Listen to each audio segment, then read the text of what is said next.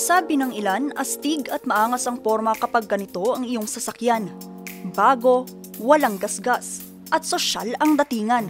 Kung inaakala ninyong pribadong sasakyan ito, dyan kayo nagkakamali. Dahil ang SUV na ito, may taximeter at top light.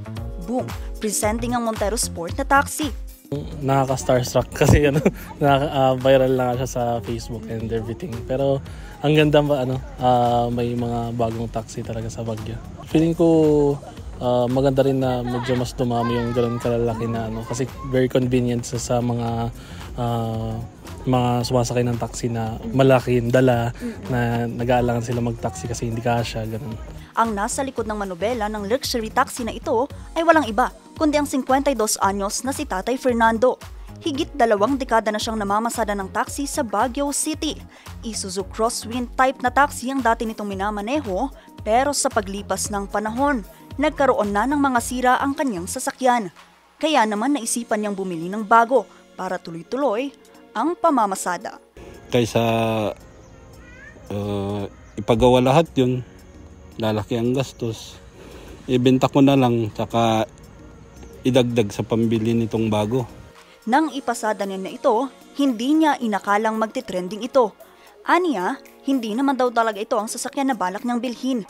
Yung pagkuha ko nitong Montero, naubusan si Innova ng stock. Kaya no choice, ito lang ang available na pwede sa aming terrain. Saka ginagamit ko sa pagpunta sa probinsya. Lalo't hindi maganda ang kalsada doon. So, yun ang mga ibang bagay na kinonsider ko sa pagkuha nito. Noong May 24 niya raw nabili ito sa mababang halaga at naiparehistro niya ito noong ika-4 lamang ng Hunyo. Pasado naman daw ito sa mga pamantayan ng LTFRB para sa isang taxi. Nagtanong muna ako sa Mitsubishi kung pwedeng gamitin yung Montero Sports nila.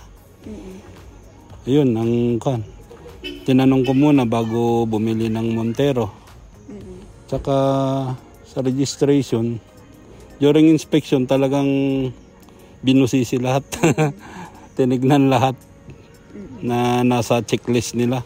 Dahil nga bago pa marehistro, nag-viral na.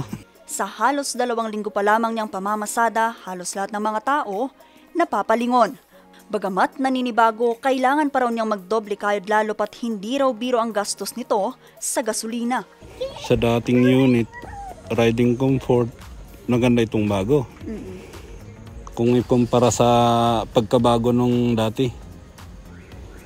Yan ang, saka sa consumption naman, mas maganda yung dati. Hindi naman daw dapat mabahala ang kanyang mga pasahero dahil 50 pesos pa rin daw ang kanyang flag down rate. Kaya naman sa susunod na papara ka ng taxi, malay nyo, luxury taxi na pala ang masasakyan ninyo. Vanessa Bugtong, RNG News.